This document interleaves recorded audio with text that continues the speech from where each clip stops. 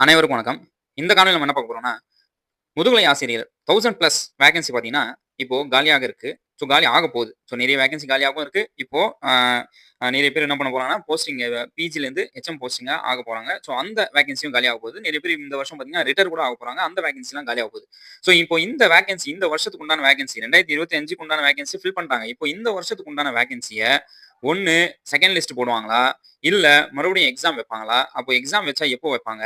Second list வச்சா யார் யாருக்கெல்லாம் செகண்ட் லிஸ்ட் மறுபடியும் கூப்பிடுவாங்க? அது அப்படியே அந்த டீட்டெயில்ஸ் எல்லாமே பார்த்தீங்கன்னா, நம்ம இந்த காணொளியில பார்த்தீங்கன்னா டீட்டெயிலா பார்க்க போறோம். ஸோ இந்த காணொளிய ஸ்கிப் பண்ணாம பாருங்க.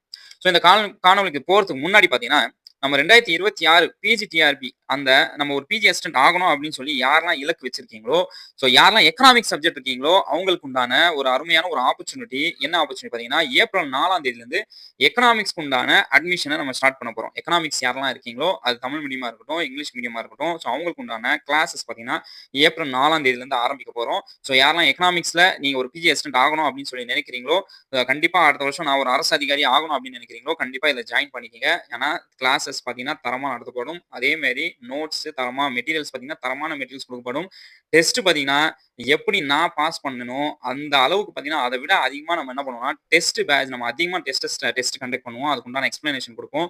இந்த வாட்டி யாரெல்லாம் எக்கனாமிக்ஸ்ல சேர்றீங்களோ, கண்டிப்பா எல்லாரும் பார்த்தீங்கன்னா, போஸ்டிங் வாங்கணும் அந்த இலக்கோட நம்ம இந்த கிளாஸஸ் நடத்துறோம். ஸோ கண்டிப்பா 4ஆம் தேதியிலிருந்து இந்த கிளாஸஸ் ஆரம்பிக்க போகுது. ஸோ லிமிட்டட் சீட் தான். இந்த நம்பருக்கு கான்டாக்ட் பண்ணுங்க. ஸோ கான்டாக்ட் பண்ணி நீங்க கிளாஸ்ல ஜாயின் பண்ணிக்கலாம். சார் நம்ம கிளாஸஸ் வேணாம் சார். வெறும் நமக்கு மெட்டீரியல் மட்டும் குடுங்க சார். தரமான மெட்டீரியல்ஸ் மட்டும் குடுங்க அப்படின்னு சொல்லி நினைக்கிறவங்க பார்த்தீங்கன்னா, எக்கனாமிக்ஸ் தரமான மெட்டீரியல்ஸ் பார்த்தீங்கன்னா, நீங்க English medium. So English medium தரமான மெட்டீரியல், எக்கனாமிக்ஸ்க்கு உண்டான மெட்டீரியல் நீங்க யுஜிசி நெட்டுக்கும் யூஸ் பண்ணலாம், செட்டுக்கும் யூஸ் பண்ணலாம், பிஜிடிஆர்பிக்கும் யூஸ் பண்ணலாம். ஸோ ஒரே மெட்டீரியல் 3 எக்ஸாம்க்கு உங்களுக்கு ரொம்ப ரொம்ப யூஸ்ஃபுல் ஆகும். ஸோ அந்த அந்த அளவுக்கு தரமான மெட்டீரியல் கன்டென்ட் பார்த்தீங்கன்னா, நம்ம ரெடி பண்ணியிருக்கோம். ஸோ யாருக்கெல்லாம் தேவைப்படுதோ நீங்க என்ன பண்ணலாம்னா, ஒரு சாம்பிள் மெட்டீரியல் நீங்க வாங்கி பார்த்துக்கலாம். ஸோ பிஃபோர் நீங்க வாங்குறதுக்கு முன்னாடி ஒரு சாம்பிளா ஒரு யூனிட் உங்களுக்கு பார்த்தீங்கன்னா ஃப்ரீயா குடுக்கப்படும். ஸோ இந்த நம்பருக்கு கான்டாக்ட் பண்ணுங்க. இந்த லாஸ்ட் ஆஃபர் பார்த்தீங்கன்னா 22ஆம் தேதி வரைக்கும் தான் வச்சிருந்தோம். ஸோ மறுபடியும் எம்ஏஎஸ் அகாடமி சார்பாக இன்னும் 1 வீக் இந்த ஆஃபர் பார்த்தீங்கன்னா எக்ஸ்டெண்ட் பண்றாங்க.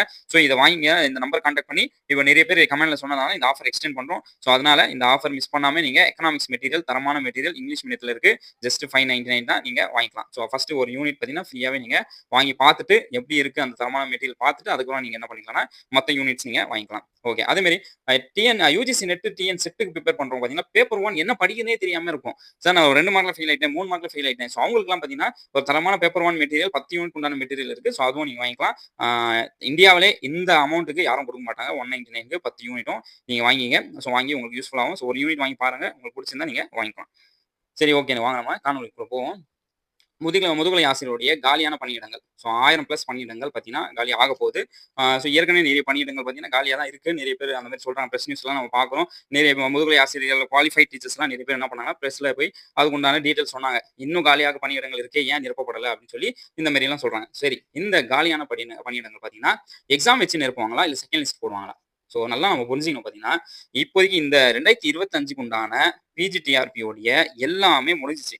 ஸோ செகண்ட் லிஸ்ட் நமக்கு வருமா வரான்னு தெரியல. நிறைய பேருக்கு பார்த்தீங்கன்னா, இந்த வித்ஹெல்ட் கேண்டிடேட்ஸ், ஈக்குவலன்ட் கேண்டிடேட்ஸ் அவங்களுக்கெல்லாம் என்ன பண்ணியிருக்காங்கன்னா, போஸ்டிங்க நிப்பாட்டி வச்சிருக்காங்க. அவங்களுக்கு வேணா பிரஸ் நியூஸ் வரலாம்.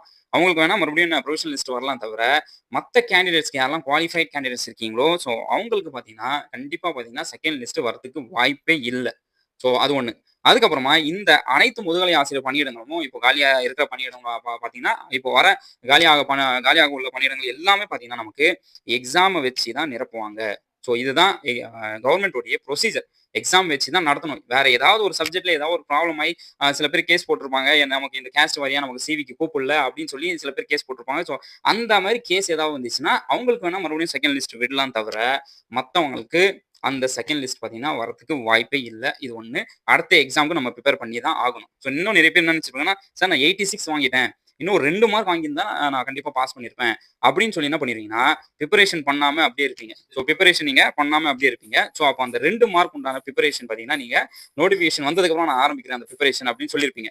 ஸோ அந்த மாரி நீங்க பண்ணக்கூடாது. ஸோ இப்பவே நீங்க என்ன பண்ணணும்னா, அந்த பிரிப்பரேஷன ஆரம்பிச்சா மட்டும் தான் நீங்க ஜெயிக்க முடியும். இல்லன்னா உங்களால பார்த்தீங்கன்னா, ஜெயிக்கவே முடியாது. ஸோ அந்த பிரிப்பரேஷன் பார்த்தீங்கன்னா, கூடிய விரைவில் நீங்க இப்பவே ஆரம்பிச்சிருங்க. சார் நான் 2 மார்க் தானே நான் நோட்டிஃபிகேஷன் வந்ததுக்கப்புறம் பிரிப்பரேஷன் ஆரம்பிக்கலாம் அப்படின்னு சொல்லி நினைச்சீங்கன்னா, கண்டிப்பா நம்மளால ஜெயிக்க முடியாது.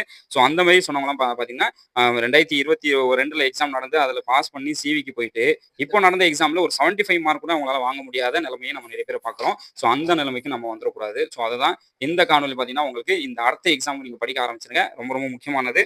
ஸோ அடுத்த எக்ஸாம் கூடிய விரைவில் வரப்போகுது. ஸோ வேற ஏதாவது டவுட்ஸ் அண்ட் கிளாரிஃபிகேஷன் இருந்தா கண்டிப்பா நீங்க கமெண்ட் சொல்லுங்க. அதுக்கு உண்டான டீட்டெயில் இன்ஃபர்மேஷன் நம்ம குடுப்போம். ஸோ அனைவருக்கும் வாழ்த்துக்கள். நன்றி, வணக்கம்.